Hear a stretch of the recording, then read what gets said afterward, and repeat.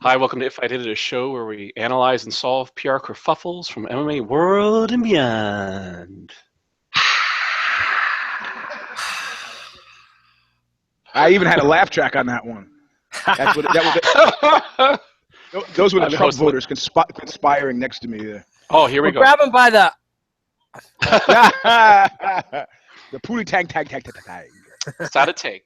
My name is Alexi Auld, and joining me as always is Kid Nate of Bloody Elbow and Eugene S. Robinson from Aussie.com and author of Fight Everything You Ever Know About Ass Kicking, but we're afraid you get your ass kicked for asking. And I got a new joke about his name. It's like Europe. The EU is silent. Oh, yeah. Thank you very much. What the hell are you talking about? Then the continent would be rope. Not the word, the political entity. Come on, work with me here.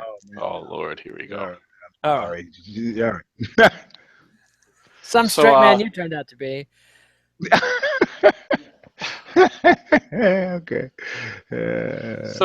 Eugene. See, I'm trying not to interrupt. We got nothing but dead air if I'm not feeling it. You're the Nevada Athletic Commission.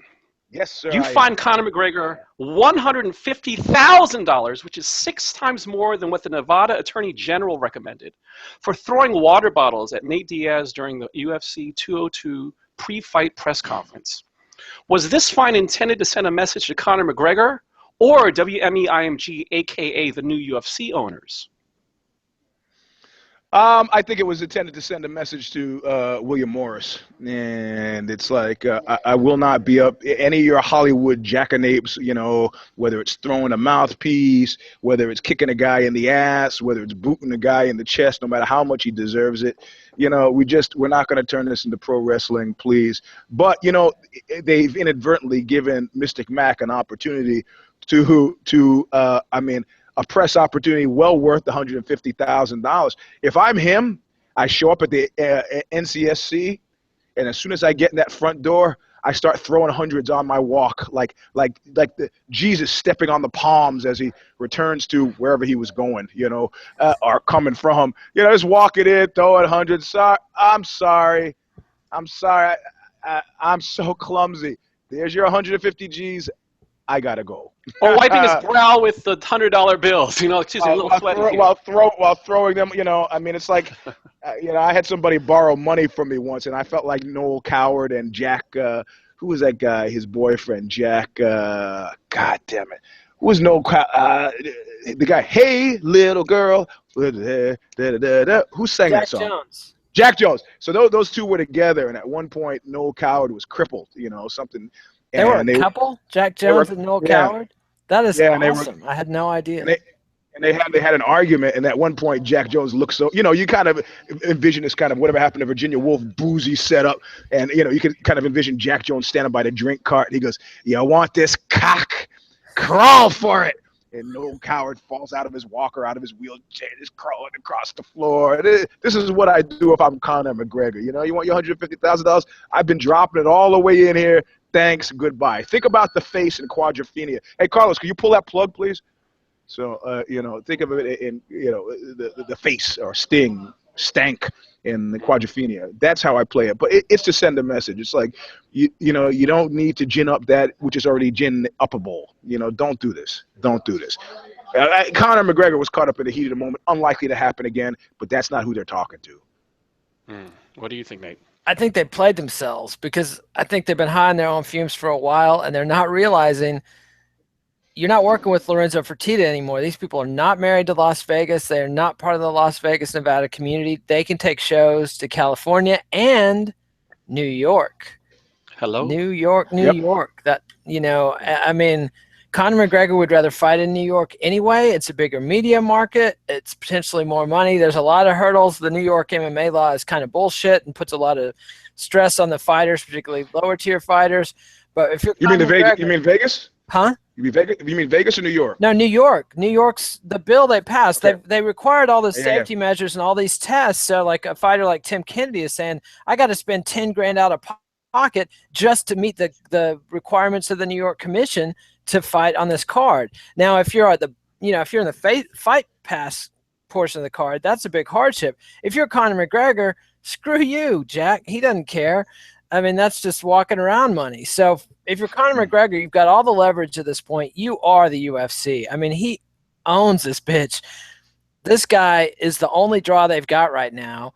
And Nevada can get bent. I think Nevada really played themselves and screwed up. And it's the NAC, Eugene. They changed their initials. It's no longer the NSAC. So try to keep up, Journalist of the Year. Come on. Yeah. Oh, okay. Oh. It's gonna be nice when I have that little trophy of whatever the thing is right next to me. It's gonna be really. It'll be really nice. And I can say, hey Nate, I'm sorry I couldn't see it because the little trophy was in the way. I just moved the trophy. You just keep dreaming, Eugene. Just keep dreaming. In any case, I agree with you. So. Yeah. There we go. Wow. There we go. No, I mean the thing is, so, how much do people from LA really want to go to Vegas? You know, you can do the same shit in LA that you do in Vegas, man, and you don't have to put in the travel time to get there. It's not like, Vegas might learn some valuable lessons about Vegas. Mm-hmm. Yep. Right. Well, remember the commissioner was trying to get with 300. Go ahead. I said, good luck with the tourists from fucking Pacoima or Indiana. You want A-listers to go to Vegas? You play ball, Jack. Well, it's funny, too, because the commissioner, Pat Lundvall, said that she wanted a $300,000 fine and she wanted to teach Conor McGregor a lesson, which is bizarre when you consider all the personalities in the fight game. I'm talking about boxing, and Conor McGregor, you're going to try to teach him a lesson, right? It's just... Yeah. And boxing has collapsed. And, Lundvall was a ringleader when they tried to crucify Nate Diaz over the reefer test. She had to eat crow then. And, she's going to get her money in this time, but this might be the last time she gets the opportunity to find Mr. McGregor, and that's going to cost the state of Nevada considerable. And your job, Miss Lundvall, is to bring revenue into the state, not to chase revenue out of the state. Yeah, somebody was texting me about Lundvall last night, and I was like, he's crazy. The guy texted me, goes, what's the matter with you? Journalist of the Year? I was like, oh, you too, Brutus? You too. It's et tu, Brutus, for God's sake. Bono and the Edge have nothing. Yeah, I translated. I translated for him. So what do you think about the WME-IMG? What do you do, Eugene, in wake of this? Do you only have Manila-style fight cards in Vegas? What plans are you making internally to deal with this aggression? This aggression will not stand, man. What do you do? I'm gonna just chalk it up to growing pains, transitional pains, and this is look, it was great theater. It was great theater from the point of view. He shows up late. He pulls in there. Tries to pull a look at me. Nate goes, following Nick's directive. Let's go. Let's blow. We met the basic letter of the law in terms of the bald one. We can leave. And as he leaves, it's all stagecraft. Like if you watch these fucking recent debates on Sunday, I'm not even thinking politically. As a guy who stood on stage with a microphone, it was like watching William Holden work. In actual fact, they always said in the old days, if you were in a scene with William Holden, watch out. No matter how big the scene, no matter how small the scene, Holden was going to try to fucking juke you and take it. So if you're doing this impassioned monologue in the background and Holden suddenly starts to go, all of a sudden, everybody's eyes turn to fucking Holden. He's going to steal your fucking scene. Trump was trying to do this with the walking, with the mood, gesticulating, and I mean, the best part about watching it was how dialed in Hillary was. It's like, nah. So that's a good preview that's a good preview of one of the discussions. Yeah. That's what we call it in the literary terms, foreshadowing.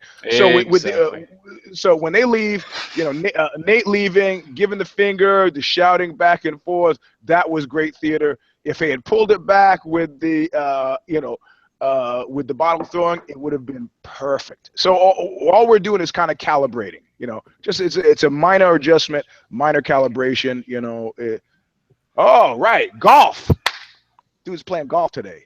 Whoa. What's your take, Nate? What do you think that WME-IMG should do in the wake of this aggression? Look, fewer fights in Vegas. I mean, it's a pretty simple equation. You might give him a call first. You might call the governor and be like, hey, I don't know if you're paying attention to what your appointees on the athletic commission are doing, but we we've got a calendar to book next year. We're going to have some big shows, and Conor McGregor might not be fighting in Nevada again. And by my calculations, that's going to cost the state of Nevada, X dollars. No, I think now I'm going to have to part ways with you. You know what? You know what? When it's good to have muscle, when you need it.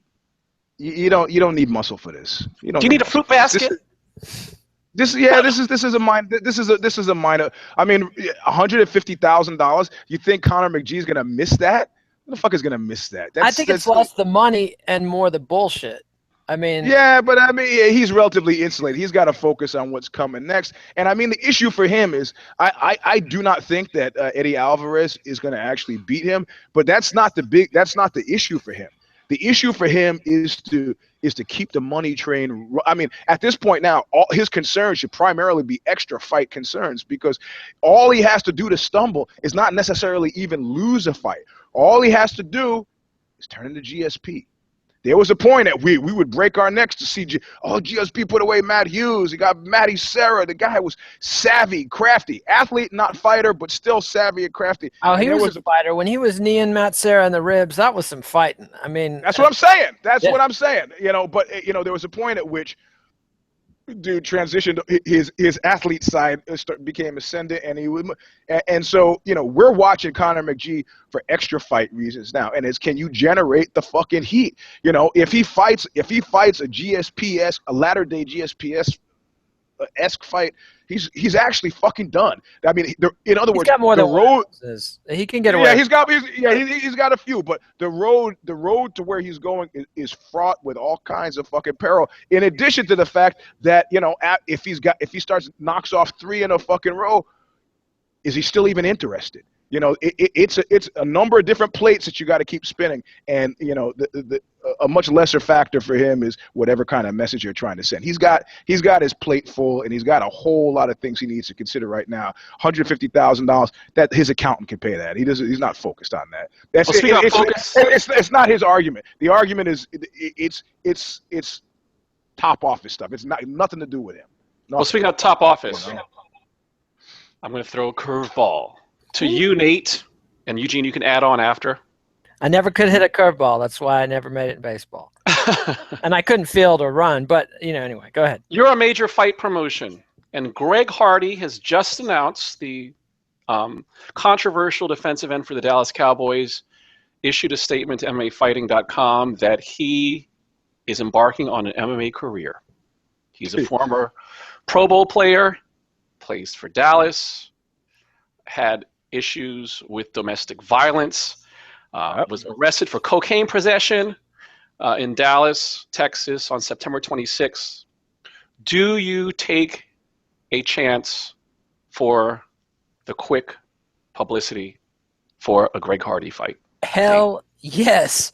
This kid is 28 years old. He's 6'5", 280 pounds. I guarantee you he is more athletically gifted than anybody in the UFC heavyweight division by far right now. I don't know if he has any wrestling background. I don't know how much training he has, but we've seen Ovin St. Preux, a college football player who's much smaller and less talented than Hardy, do very well. We've also seen the limitations of what OSP can do, but we've also seen that the kid learned really quick, and his athleticism and his power and, dare I say it, explosiveness made a difference. Now, if Greg Hardy fights like Marcus Jones, who was similarly athletically gifted, but not a striker, and had a potential style as a judo guy with some submissions, if Marcus Jones had started young in MMA, he could have gone places. But coming in late, he just didn't have the sheer brutality of somebody like Matt Mitrione, and we saw what happened with those two guys. Greg Hardy, I'm betting, has some brutality in the tank, and plus the guy's controversial and just a rolling clusterfuck, just a disaster. I mean, it would be a hold your nose, take your antacids, keep those Tums handy, because this guy is going to be trouble, but he will make you money, and I guarantee you he can fight. I guarantee you this kid can fight. So what do you think, Eugene? I gotta part ways with Nate. I think I don't know. It's kind of early in Texas. I don't know what he's been drinking. I don't know, son. Earl. I don't know what he's drinking. I don't know what he's thinking. But yeah, if you had been talking, if he had said what he had said a year ago, I'd have gone slam dunk, easy slam dunk. But you know what? Yeah, you know, I guess you haven't forgotten the line in the sand drawn by the bald one vis-a-vis boxing, v MMA. It was actually said by the bald one at some point.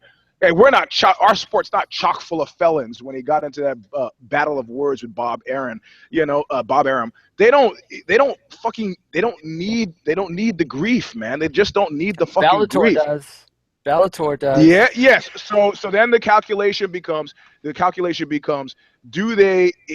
having Hardy go to Bellator enough of a, well, you know, have him go to CM Bellator. Punk moment, if you will, right? Yeah, have him go to Bellator, have him fucking pull out of the cobwebs Herschel Walker, and then you got yourself a fucking spectacle that people want to see. And that would be UFC, cruel and unusual punishment, Eugene. For who? For Herschel, he's too old. Herschel still wants to fight. He still wants to fight. He don't want to fight Greg Hardy. I guarantee it. Walker you talked about earlier. He probably wants to fight too. Sexual favors. He's rolling into AKA training. Still got it in the tank. We're not talking the average freaking guy, man. We're talking about a lifelong martial artist and a man who's in, you know, eminently good shape. Didn't play long enough to get really destroyed. So Greg Hardy, what is he? Is he got the same time in the cage that the massive talent like CM Punk does? I don't know. You know, just being an angry guy who beat your girlfriend is not always allegedly is not always enough. So do you think though that should UFC pull a CM Punk though and sign this guy before Bellator does, or do you, if you're the UFC? But you know, and what you mentioned with Dana White, I think that was the old regime, right? This isn't WME-IMG. Correct. That's what I'm saying. That's right. The rest of my point was that you know, I think William Morris, WME says, why would we do this? Can you give me? Is anybody here around this table right now going to sign off on this? Sight unseen, hell or high water, going to take the heat for whatever happens post facto. Who's going to sign their name onto this? The guy's a fucking walking, talking liability. Why? It wouldn't. I mean, the DV charges in MMA. Well, you got enough guys like that. You know, poster boy supreme being Anthony Rumble Johnson. But the cocaine. Now we're getting into some kind of thing that, you know, you get, who's that guy? Not Francesi, who wrote about how they subverted college sports. All you need is a guy who's got a couple of fucking entry routes into possible trouble, and you just don't need the grief. You don't need the extra eyes. You don't need the attention. For what? For what? To scoop away 1 or 2 football fans, or 100,000 football fans, or 10,000 football fans? Any football it would get people talking. It would be very well worth it for Bellator to take that risk. Yeah, no. Okay, hold on. Let me say, I'm talking about for the UFC and the bald one. For Bellator, it's a net positive all around. When I get the emails from Rich Chew about their upcoming fight, they go, "All right, Joe Curran is fighting." And of course, there's that massive matchup between. I was like, okay, for them, it's a great thing. For the UFC, get the fuck out of here. Come on, who's gonna sign on to that? I mean, you're around that table. You say, hell yeah, I'm going to gamble it all on Greg Hardy. No, I'm not. I'm not hooking my job up to Greg Hardy. No way. So we don't get 10,000 football fans. Any football fans that we haven't gotten already, as a result of John Jones and his brothers, as a result of Matt Mitrione making the jump, or we're not going to get them. We're just not going to get it. It's not, MMA is not the sport for them. So if there's no, we're going to provide a port for this guy. There's a segue. There's a segue. Okay. I'm setting you up, Alexi, because WME borrowed a lot of money to buy the UFC, and they got to take it back. So now you do. That's right. Whatever, Eugene, man. You're Goldman Sachs. You're Goldman Sachs. Bloomberg News reported last week that the Federal Reserve Bank supervisors cautioned you, quote, over risks in a debt deal you arranged to fund the $4 billion buyout of the Ultimate Fighting Championship, end quote. Does the report require a response, and if so, to whom? Oh, well, I mean, there's a difference between what should happen and what's going to happen. And in this instance, given the big brains at Goldman Sachs, I can tell you what's going to happen is probably what should happen. And that's, I'm sorry, did you say something? That's my response. You want my corporate response, baby? I'm, I'm sorry. Nathan Sturm all the way. Could you repeat the question? You got to you repeat the question. I'm sorry, I don't follow you. Maybe I need a translator. Maybe I'm having a stroke. I'm sorry. No response necessary. Thank you for the caution. Good luck, and I'll be on my way with Ben Affleck's money and Jennifer Garner's money and Anthony Kiedis' money and Flea's money and Stanley Tucci's money and then the fat guy from Mall Cop, Paul Blart's money. Good luck. See you later, folks. You're not telling me anything. If I got $4.2 billion to throw around, I'm not listening to you. Yeah. Go chase some go chase some bankers. Get off my back. This is one of those deals. Goldman Sachs has set up many a deal. Like they set up Greece with all those deals that worked out so well. But in the short term, it's not until the chickens come home to roost that anybody has to worry about it. And also, the number, there's a thing called EBITDA or something. It means earnings before taxes or after taxes. I don't know what it is, but it's the amount of money a corporation is basically netting. That's the number that the accountants look at. This is the profit before you dick around with all the bullshit. This is the real money. This is what we're talking about this corporation is making in a year. And that number seems suspiciously low. It's like they're setting it lower than it could be because they've set themselves a big payout if they double it. So WME's got may or may not be, I don't know, I'm not a wizard of finance, but there may be some juking and funking going on with the numbers. And they're also about to take a really big fat salary named Lorenzo Fertitta right off that bottom line.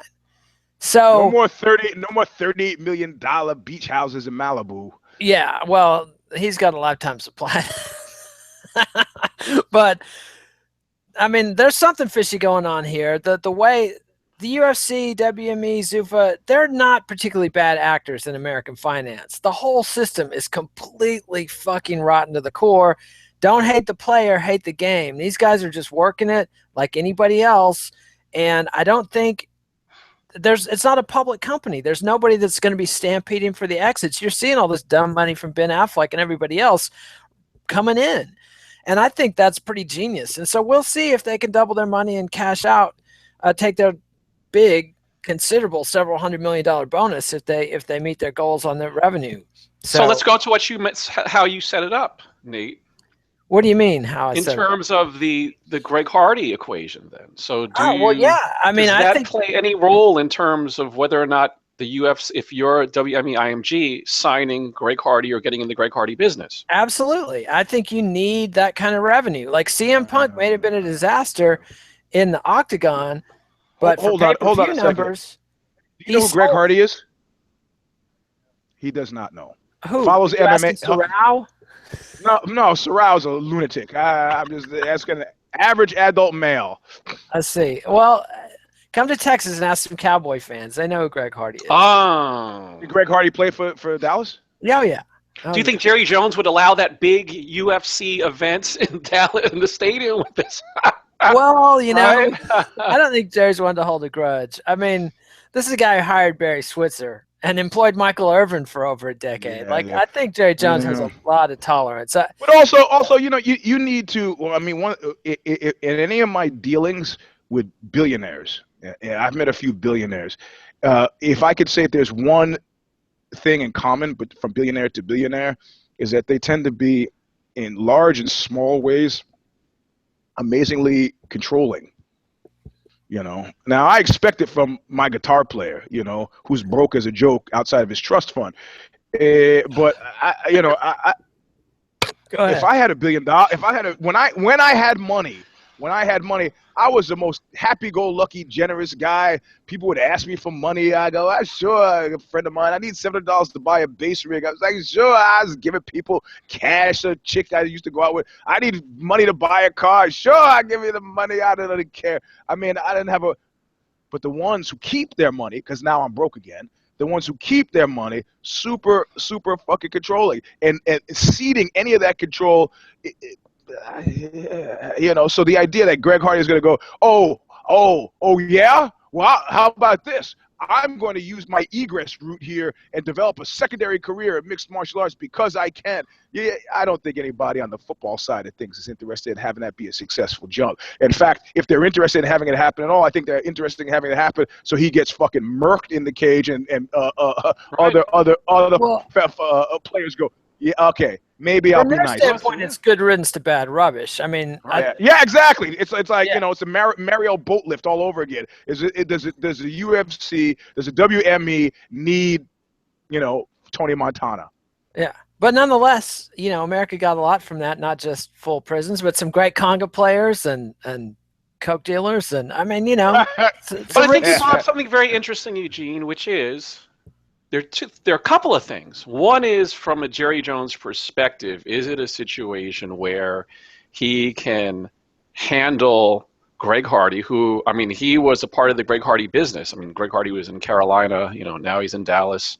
So is it a situation where he can have another way of, quote unquote, taking care of him or handling him? Or is there a situation where he's getting involved in the MMA business now that it's a $4.2 billion, I mean, the UFC is a $4.2 billion company. Another dynamic is a cautionary tale that you bring up, which is, hey, you know what? Maybe we should let this guy fight so we nip this shit in the bud. We don't want fighters. We don't want NFL players thinking, oh, if all else fails, there's a contract negotiation tactic, or I'll do some MMA. Like, okay, do some MMA. Yeah, right. We're going to show you exactly what's going to happen because before this, you still have that whole Bob Sapp dynamic in the back of some people's minds, which is Bob Sapp, who went extremely far earlier on in MMA when he was committed to training. Yep. You can't. I used to be transition something. So if you take a guy who's an all-pro talent and put him in that octagon, like from a pure curiosity standpoint, athletic standpoint, I'm fascinated to see how the experiment would go. But maybe it is a situation like you brought up, a cautionary tale. Maybe it is a win-win-win to let Greg Hardy fight MMA. Yeah, but it's a win for maybe everybody but the UFC. If I'm at the UFC, I let him pass and go to Bellator. The Bellator is like the Oakland Raiders of MMA. It's a good place for him to be. I don't say keep him out of MMA. I just say keep him out of the UFC. But the reality of it is, it's like I don't know, man. I used to be friends with this guy who was the head of the whatever it is, Black NFL Players Association. Had a big office on Wilshire down in LA. Nice guy. I, for the life of me, can't remember his name. We actually hung out a bunch, and I'm sad to not remember his name. I've been trying to look it up online. Anyway, he's a big guy. He had played ball himself, and he started talking to me. He's like, "Are you into football?" I said, "No, I'm not into football. I'm into this thing, MMA." He's MMA, and I started telling him about it, and he got bitten. Not in watching the fights, but just the idea of it. In the first fight that he watched, he was transformed. And after that, every time he talked to me, he would seek me out to talk to me, ask me about the recent fight. What do you think? Who you have? Chuck Liddell, Kevin Randleman. It was back that era. I could tell he was like, I think I want to come train with you, And I could see it was almost too much for him to bear, thinking, I'm 270 pounds. Eugene at this point, all right, man. Eugene at this point, I had started to already trim down. I was probably about 230. He's like, I know I could take him. I know. It was just it's like that great scene from Dirty Harry. He gots to know. Yeah, got it. And I just told him, like I tell anybody who challenges me, I said, anytime, any place. Whatever, you're not going to shoot me, so I'm down with it. Anytime, any place. Let's see what happens and have some fun. But it was, and so I think that this is probably a common, if it's psychomonograph of the average NFL player, super competitive, or the professional athlete. You take Tiger Woods, anybody, super competitive. This is they would have a thing on their hands if it was going to be an easy jump. Fortunately, it's not. So as CM Punk has demonstrated. And now they're talking about CM Punk fighting again. It's like CM Punk is in no way should form a comparison here because he's not. That's true. That's true. You're right. Yeah, because that was the thing with Bob Sapp back in the day. Remember the whole dynamic of this guy, like the power, the speed. Well, the other fact this dynamic guy with Bob was an Sapp athlete. was he was 150 pounds heavier than the heavyweights. I mean, he was fighting at like 360 something pounds, which if they had a super heavyweight class would be a thing. But Greg Hardy, he can make 265. He can easily make 265 and then still weigh 280, 290 at fight time. I mean, it's Hey man, different than Bob Sapp.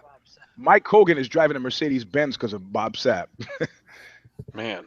Well, That's all. I don't know if that means we'll see him at Chuck E. Cheese because Nate, you're Chuck E. Cheese. Families flock to your restaurants to avoid aggravation. Birthday parties with discipline. But according to the Washington Post, some of your restaurants are all right for fighting. For adults to get a little action in. Brawls breaking out across the country involving as many as 50 parents with children caught in the crossfire. What PR moves can you make to prove that, quote, parents are able to trust that their time in Chuck E. Cheese will be clean, safe, and wholesome family fun? This is one of those deals where there's an easy solution. If Chuck E. Cheese wants to make their establishment safe and truly family friendly, they can close. They can stop selling alcohol. It's that simple. Boo! Yeah, but it's not just it makes it a lot less bearable for the adults that have to go. It's that it would cost them their profit margin because there's no profits in video games and pizza. There's profits in selling beer. There's big profits in selling beer. So they're in this terrible position of we could do the right thing and have safety and a comfortable environment for our customers, but then we wouldn't be making the money we're making. And so the argument they're pushing is, well, we served thousands and millions and thousands, millions of billions of pizzas and only had a handful of incidents last year. But if you YouTube Chuck E. Cheese fight, it's bottomless. You will be watching Chuck E. Cheese throwdowns all day. And I guarantee you, the people you see are not people that the average American consumer wants to be partying with. Like you see this and it's just like, get back to whence they came, my friends. Like I'm not going there and I'm definitely not taking my kid there. Like, hey man, hey listen, man, you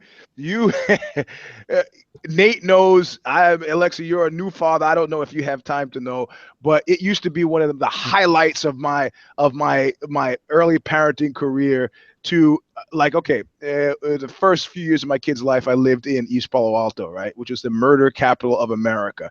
So it became kind of a heavy, all the white parents wanted to have a kind of cross-cultural experience, but they didn't want to get a head wound to do it, you know? So having birthday parties at the house got a little bit more difficult. The parents would come and stay for like 17 minutes. All right, we have something else to do, and then you pull out of the neighborhood, you know? So it's like, okay, so we have to have maybe a neutral zone.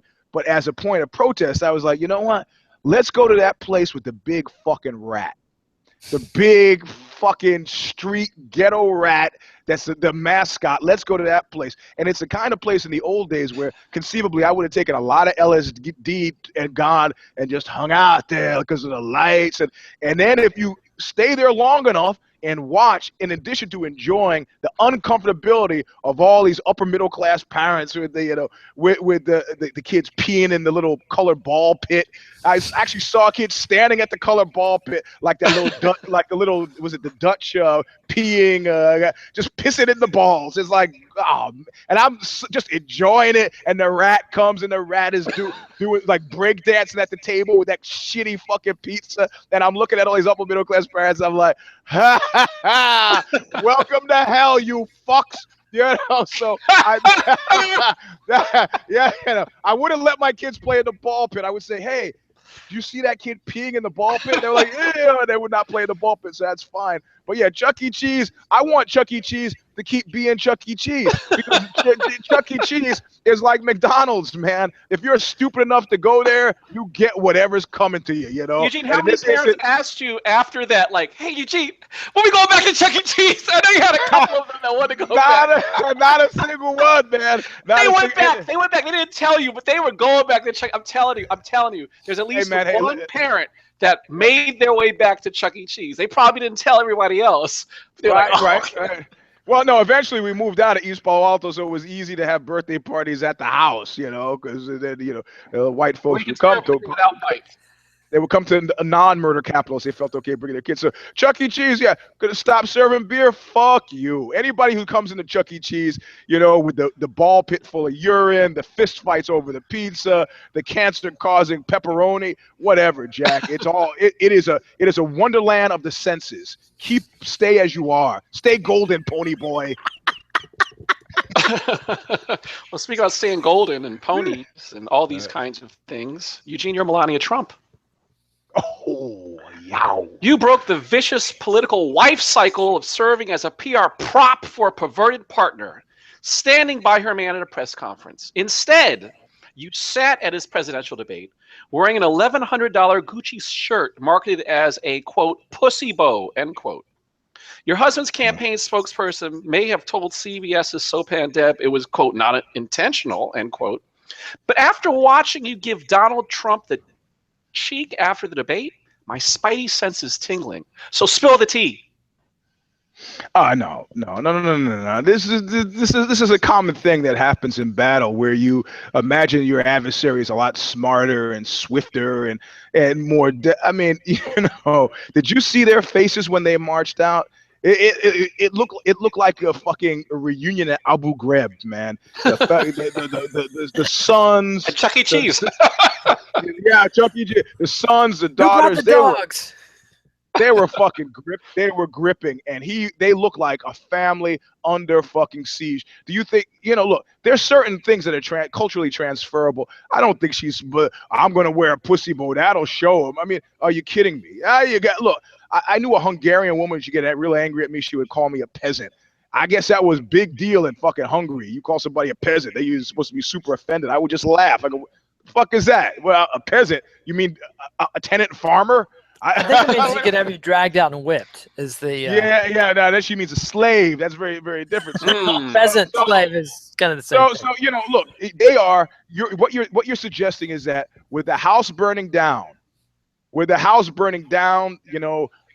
haven't been able to turn the gas off. The house is burning down. The beams are collapsing. If I'm like, oh my God, there's a stain on the couch. Man, they're not caring a fuck about that couch. They're trying to. I mean. They're all in on this one, because if you look at the number of people who are staying at Trump properties now, if you're looking at he is a counterpuncher non-pariah.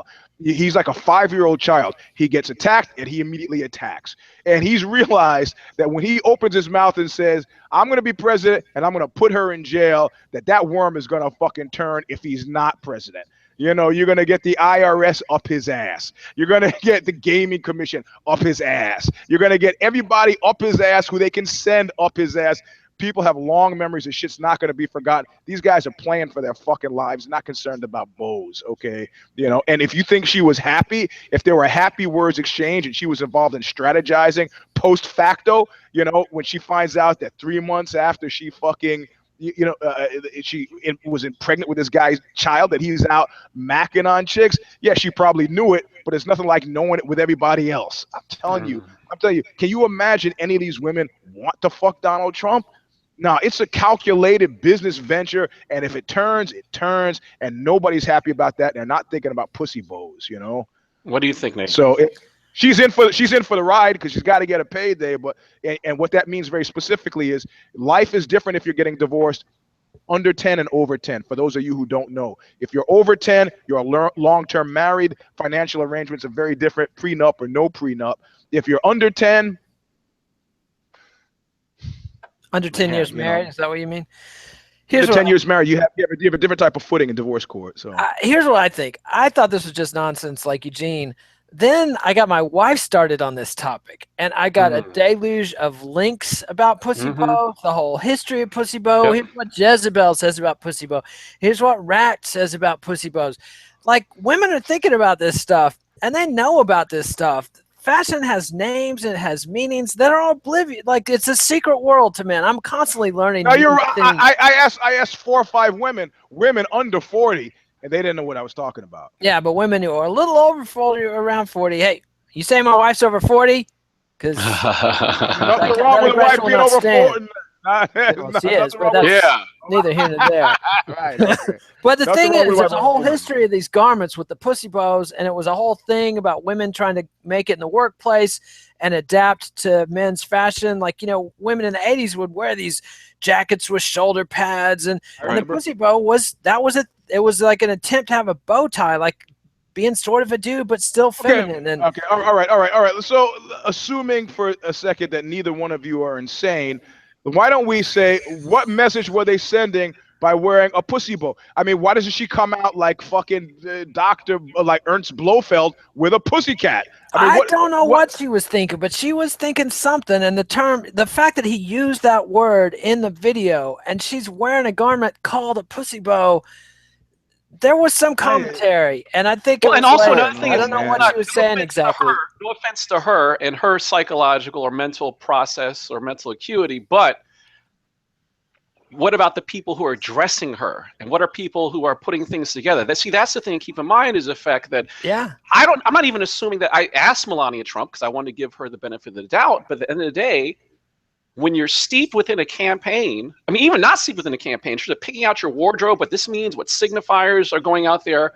But when you're in a campaign, you know, you have to have the conspiracy tinfoil hat on because the optics have more meaning. But come on, man. Who's it helping? Clothing. Like I say, I don't know that it's helping anybody. She's an independent actor. We know from her plagiarism thing at the convention that she has her own little fiefdom, and she works with a handful of people who are not. She quoted Rick Astley, "Never going to give you up." Remember that? Did you hear that? He will never going to give you up. Never going to let you down. Never going to go you down. Michelle Obama that she did it herself, and she ignored the professional speechwriters who gave her a professional speech, threw that out, and slapped something together with one advisor.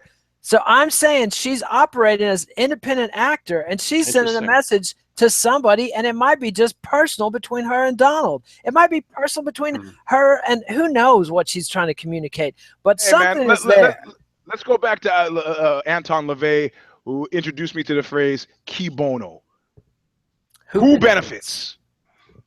She wears a pussy bow. Who benefits? I think she's scratching out a little bit of dignity and giving a fuck you to Donald is what I think. Just like his daughter's not letting him kiss him on camera. Oh, that was crushing. Yeah, I mean, she's been grievously insulted, and she's a proud woman. I mean, she did marry Donald Trump, but you know, you got to do what you got to do. And I don't know what the implications of it are, but I believe there are. You know what? I tell you once, I was messing around with this married woman once, and and that was not your wife. No, I wasn't married then. So she was married, but I wasn't married, and she at one point started to joke, like people in these situations sometimes joke. Wouldn't it be funny if something? Oh, yeah. She's delaying the feed. She's like, "No, Eugene, that story's not coming out." Somebody plugged Eugene's cord so we can go uninterrupted for a moment. Yeah. But let's. No. So I'm like, okay. What do we lost the punchline. You froze and you lost the punchline. Give us the punchline again. Wouldn't it be funny if? What is the last thing you heard? Wouldn't it be funny if? Wouldn't it be funny if something happened to Sam? Donna, but yes, it would be funny. Okay, you've heard it before. Nobody else needs to hear it then. Okay. Yeah. We know the story. But, finish it. Eugene wisely avoids the murder for hire sequence and just. Okay, but why? Go down why? You missed the essential punchline. Give us the why, a wise one. The essential punchline is because it would upend the power relationship. So yes, while killing her husband might put me in fine fettle, I would also have to kill her in order to not screw with the power differential in our relationship. I mean, she tells you take out the garbage at that point. You go, you take out the fucking garbage. She goes, or I'll go to the DA. So you can't. So with Melania Trump, she's trying to. I don't know, man. I mean, I for the first time, I actually sort of felt for the guy, like how you do. These guys, like from Clinton to Weiner to fucking Spitzer to, I mean, how do you, I mean, you got to just pull the ripcord. Fuck, man. I don't know how you do it. I don't know how you do it. You get busted so fucking. I mean, I think Obama took the right tack, which is I'm scared to fucking death. There was that scene where he's sitting at some event next to some blonde chick and she's laughing and joking, and Michelle is on the other side. Yeah, that was great. Then the fucking flashes and the seating arrangement. You can't Yep. fuck around, man. You absolutely can't fuck around. Or that rumor. I remember this. I don't know if you remember this rumor that was put out there. Was there was some kind of woman on his campaign that was getting too close to him, and she took a vacation. And that was it for her in the campaign. Or the other rumor with Beyonce, like how she allegedly was like, oh, I'm a role model for the kids. I like Barack Obama. Oh, she was saying these things. And allegedly during the inauguration, for one of the inaugural balls, they were not allowed to attend. It's like, look, I don't want any Marilyn Monroe bullshit. Yep. You can't. I mean, it's like that shit in the bud. Like, I don't. And so the thing is, like, oh, rumor. But you know what? There's enough there to suggest that, you know what, even if it didn't happen, it's something to consider for the future. Yeah, and so you know, Melania probably knew what she was getting into, but nobody knows really. I mean, until you're standing up on that dais behind a microphone or sitting listening to him fucking puffy-eyed trying to explain. You're just trying to what? You just what you? I was just trying. You're just trying what? To impress Billy Bush? What? The crew? The fuck? Let's segue right there. 60 years old with $1 billion. Who the fuck are you trying to impress? Shut up! You know? Segue. Damn. Well, on the tip of fashion, Nate, you're a Moschino. Your pill-themed fashion line with prescription bottle purses and blister pack iPhone cases is marketed as a we're going to talk about Billy Bush. What kind of segue is this? No, Billy Bush is going to be the teacher alone, man. Okay, put you on Front Street. Sorry. I'm ready for Billy Bush. That's all I'm saying. Melania Trump's pussy bow fashion to Moschino I'm not fashion. trying to the show. I just thought we're jumping ahead. You know, not a him. I know he's a destroyer. He's not a builder. He's okay. All right, go ahead. So anyway, it was marketed as a witty homage to 80s excess with the slogan, "Just say Moschino." Unfortunately for you, Nordstrom did just that, dropping your line in wake of outrage from addiction experts and victims. In wake of this fallout, do you have a 12-step plan for PR recovery? Apologize, retract the product, and move on down the road. You're not big enough to be pulling this shit. I mean, if they were a major brand and it was just a small piece of their portfolio, you can get away with it. But if you're not known for, you know, if you don't have massive volume, if you're not in the position of Nordstrom needs your fall line or they're not going to have a good Christmas, you're fucked. That's all. Yeah, and you know what? People used to talk about heroin chic, but let's not miss for a second that the word chic was in there. Nobody's talked about Vicodin chic or fentanyl chic or Librium, lithium, Valium chic. Nobody's talked about that. What the fuck are you thinking? That was for somebody in a garage making punk rock shirts with, you know, that wasn't for a major fashion brand. What the fuck are you thinking? You know, I mean, especially given the problems that you have inside the fence. Get out of here with that. You know, you gotta tiptoe through the tulips with me. Get the fuck out of there. Say nothing. Move ahead. So we got moving ahead. Your Fox Searchlight pictures. Dump the shirts in Singapore. Nate Parker's rape case, Eugene threatened your record-setting $17 million purchase of his film, The Birth of a Nation. According to Hollywood Reporter, you, quote, invested in public relations experts, end quote, but not us, to help Parker find a way to send the right message. But when he appeared on Good Morning America in 60 Minutes, quote, he reverted to his original position, end quote, and disgusted millions of viewers. The movie bombed last weekend. Since you purchased the film with the Oscars in mind, are there any PR moves you can make to salvage your investment when your star refuses to play ball? No, it's over. It is fucking over. And you haven't seen that. You forgot who you were and where you were. You know, you're not Woody Allen. You're not fucking Bryan Singer. You're not Roman Polanski. You're former college wrestler Nate Parker, and nobody gives a fuck. The movie had problems to begin with anyway. You know, it's a graphic depiction of rape. and so on. But I mean, inside the fence, outside the fence, is meditation on rape is problematical. But the guy got caught up in the moment, and when you got caught up in the moment, you're not controlling the narrative. And if you're not controlling the narrative is controlling you.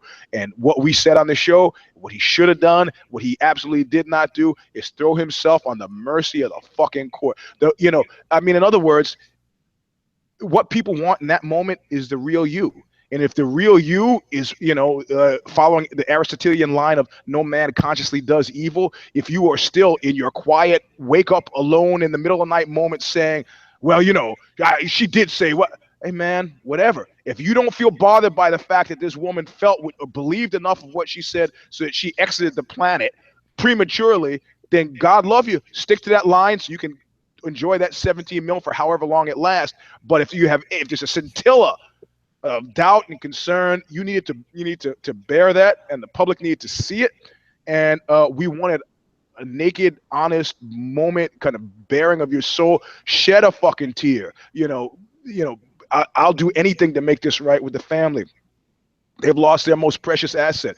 And remember, this was my girlfriend at the time. I have deep feelings for her that are heavily clouded by the fact that I believe I screwed up in the most major way possible, and I don't know if I could ever make this right. And America goes, oh my God, this poor guy, and they fucking pile in. You don't have people sitting outside of his fucking movie in LA that's supposed to be seducing Academy. It's half full of Academy members, and you got people outside picketing with the rape culture must stop now. And Trump is not helping you. It's the environment, and you, my friend, are fucking done. Unless you switch over to your métier being action adventure movies, you have fucking lost. So Fox Searchlight, give up. That's it. You tried. He didn't pay attention. You're done. Done. Who's gonna protect this guy? Who's gonna protect this guy? Well, Oprah tried. And listen to Oprah. Oprah, when she first saw the movie and found out about the controversy, is like, look, this is what we're gonna do. Here's a plan to handle this. And he was like, fuck off. So anyway. And he's stupid. You can't help stupid. You can't help. If you don't have an instinct for self-preservation, man, good luck to you. I see I call it the chimp chill out, or the Hollywood fade, where you see somebody who's irredeemably stupid and people just start disappearing, like Trump is doing. That's happened to him now. It's like, I'm gonna wait over here. Yeah, actually, Mike is not going with you either, Sally. Actually, I'm not going either, Sally. Get in that car alone. Yeah. Hey Tom, could you help me out? No. I mean, he didn't listen.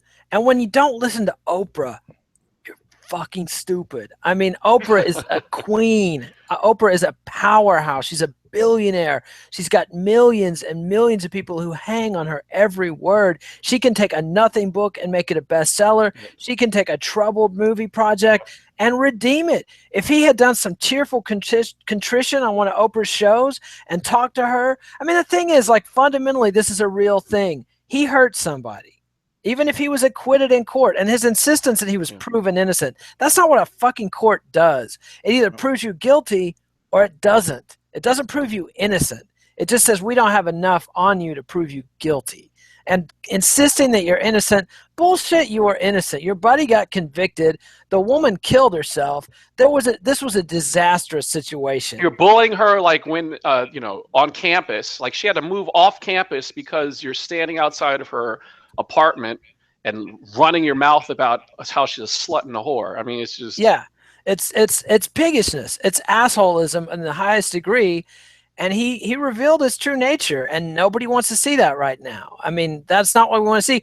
And the other thing is, the story of Nat Turner has been absolutely combustible and incendiary in America for well over 190 years. I mean, this is America's fucking nightmare. Oh my God, these people we've been exploiting and brutalizing are coming back to get us. Like that, the entire culture of the South is built on, we got to keep the black man down because we're terrified of him because we've done all these terrible things to him and his. And to get the opportunity to tell that story to the American people in a positive way with Nat Turner as a hero, this is not just a once-in-a-lifetime opportunity or even a once-in-a-generation. This might have been a once-in-American-history opportunity to tell the story of Nat Turner with Nat Turner as a hero, and you done fucked it up, son. That is unforgivable. And it's amazingly assholeish. And plus, I've seen the movie now. I don't want to get into how I got a copy of it, but I've seen it, and the thing is, it pisses me off like Mel Gibson's The Patriot did, because it makes it this personal story about my woman was raped, therefore I'm going to rise up, and that to me is a dumbass way to try to explain it to the American people, instead of being saying a slave is good. Everything was fine. I didn't mind being a slave until you raped my woman. Yeah, but I mean, when the whole thing is slavery is wrong, and he had a vision of resisting it. That's the real story, and it's just like the Patriot, put it in these personal atavistic terms instead of in terms of what the American Revolution was about, and that's bunk and bullshit. So fuck him. Hey, have no concern. I'd like to announce here on If I Did It for the First Time that I'm planning on a Eugene Robinson version of the Nat Turner story, and I plan to do it as a hip hop musical starring Tom Cruise. Whoa. Now we're talking. I think I'm gonna call it. I'm not gonna use the same title because I think it's been tainted. But I'm gonna borrow my title from the Tupac Shakur biopic and call it "Where My Bitch Is At." So you've heard it for the first time here. There we go. Beautiful. And in the end, just breaking stories, and this brings us to our teachable moment. Nate, your NBC, last week footage surfaced of Donald Trump bragging about sexually assaulting women, while former Access Hollywood and current Today Show host Billy Bush egged him on. So what did you do? You sat on it for 4 days while the Washington Post scooped you and gloated that it took, quote, 5 hours to vet and post its story, end quote. The fallout was so severe your plan for an on-air Monday morning apology from Billy Bush was swapped for suspension. You aren't Crook's son, so why are you acting like shook ones? Well, People Magazine is now coming out and saying NBC's story has been our lawyers were so slow it took us 4 days to vet this. People is coming out and saying, no, the reason it took them 4 days was they were trying to edit out Billy Bush from the fucking video. Thank you for defending the lawyers, baby. Yeah, and Billy is, I would hope, done, because I hated that fuck anyway, but NBC seemed to like the guy, and what he did here, not just egging on, not just listening to Donald Trump's bullshit, but egging him on and helping Donald Trump harass his colleagues. Now, no woman at NBC is going to see this and ever want to work with this fuckwad again. I mean, especially after what happened to Roger Ailes at Fox, the era of playing along with grab ass in the network news is over. The ladies have fucking had it. I think there's a difference. I'm just interjecting because I read the quotes and I heard the audio, but it wasn't until I actually saw the video. You have to see the whole thing. Yeah, the video sealed it. What makes it disgusting? Just to interject quickly, because people might say, "Oh yeah, I read. What's the big deal?" So what happens is, Donald Trump is talking about sexually assaulting women, like what he likes to do. This is what I do. This is what I do. This is what I do. So Billy Bush is like, yeah, right, egging him on, and then they see the woman that they're going to. They're going to meet, and Billy Bush is, oh, look at those legs, oh my God, and there's someone in the way, like, get out the way, oh, look at her, right? So that happens. Yeah, and then even if the video had ended there, he still could have survived it. But the door opens, he leaves the bus, and then talks to the woman and says, hey, why don't you give Donald a hug? Yeah. Why don't you give me a hug? Hey, who do you want to date, me or Donald? Who's hotter, me or Donald? And you watch it's like, oh my gosh, like it was disgusting, man. It's not a function. It's not a function. Sorry to interrupt, but like, it's not just a function of because we've all been there. We've been in situations where someone said stuff you're like uncomfortable, or maybe there's a power dynamic. Like, what do you do? But you don't facilitate it when it's safe. I mean, it's a safe. Acting like an accomplice or a procure. I mean, it's fucking disgusting. Yeah. It's like so anyway, that's what I wanted to. Bring that. So it's fucking disgusting. I mean, he aided and abetted Trump after hearing what Trump was all about. It's not like he could say, "Oh, I'm sorry, I thought Donald was a gentleman and that you guys, just having fun." I mean, he heard Donald describing fucking sexual assault in gleeful terms, and all these guys that are coming out and saying, "That's not my locker room. Real men don't talk like that." Well, listen, asshole. There is fraternity after the Stanford swim team, the Steubenville High School football team, where they do this shit. And I know for a fucking fact that the perverts and creeps who do this shit conspire and plot together to do more of it. Whether it's groping and pandering, or whether it's seduction and coercion and passing women around and manipulating women into sexual situations and then telling their buddies, hey, I fucked so-and-so, you know, if you do this, that, and the other, you can fuck her too. It is there is no end of assholism like that. Okay, so Wait a second. No, because philosophically, seduction is a thing, right? So we're talking about two different things. Well, right? And I agree. There's a difference between assault and seduction, but there's a coercion. There is what they call procuring, which is a thin line between seduction it's important. and assault.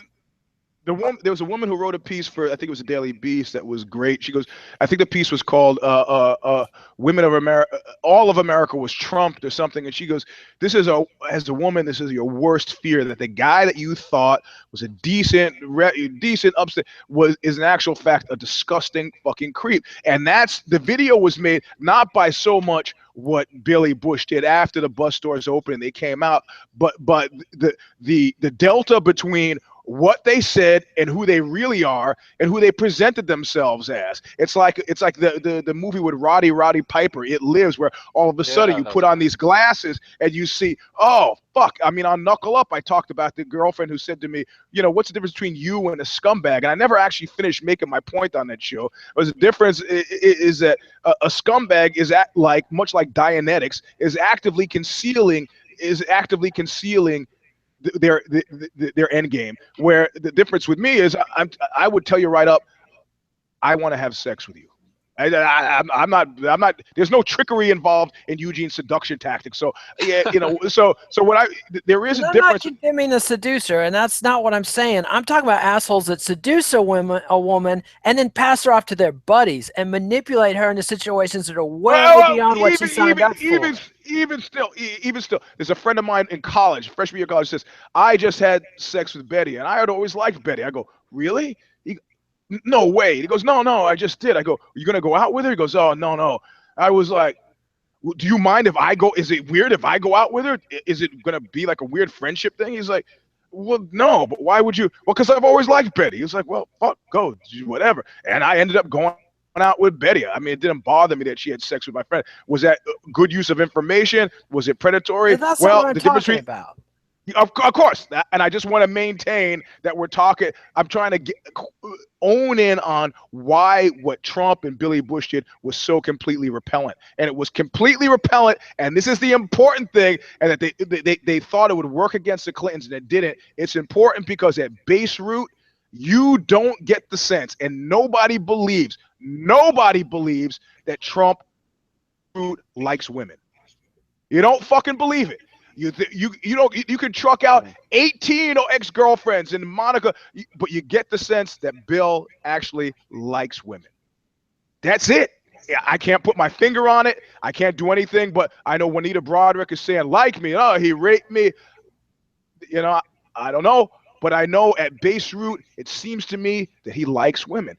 I don't get the sense the way Trump talks about his daughter, the way he talks about his wives, his ex-wives, the way he talks about women he doesn't know. I don't get the sense women are a convenient medium for him to bond with men, and that's a fucking creep. Because he should just go somewhere, just hang out with dudes all the time, instead of corralling women into what is clearly a deeply disturbed,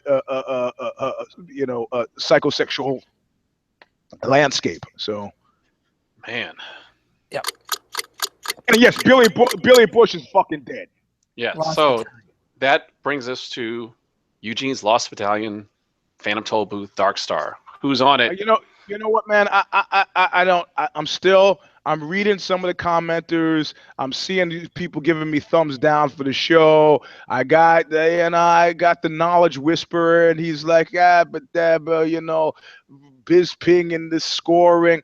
I'm still fezzed up enough about this fucking fight where somebody said it best. They go, anytime Bisping has faced a fighter of some note, if he hasn't been poking him in the eye or punching him in the nuts or doing something illegal, he's come up fucking short.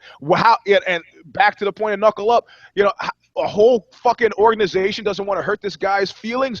I mean, I can't forcibly put somebody in fucking the Lost Battalion. I cannot do this, you know. And I think he's got a weird structural awareness where there's a guy, I'm not even going to mention the guy's name. He used to fight at Tachi Palace.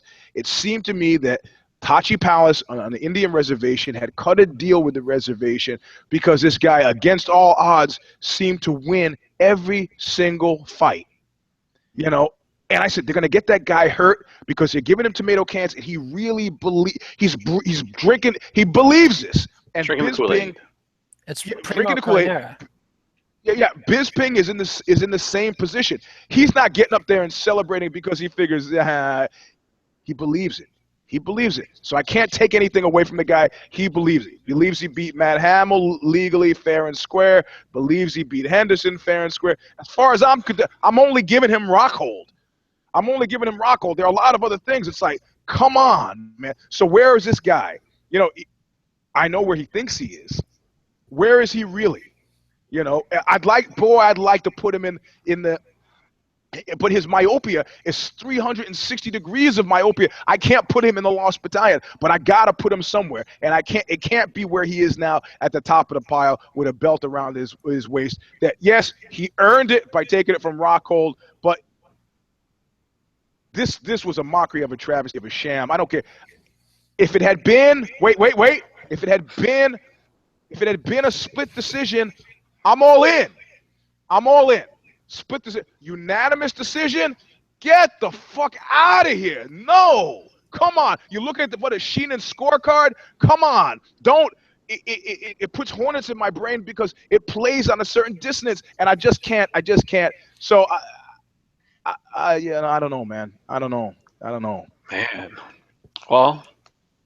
I want to put the guy. I want to put the guy someplace. I don't know where to put him, and it's, you know, given his age, where he is, the flow of his career. I mean, I don't know, man. I don't know. And where's he going to go? Where is he going to go now? Where's he going to go now? Another title defense. Against who? Against who? Any number of the guys.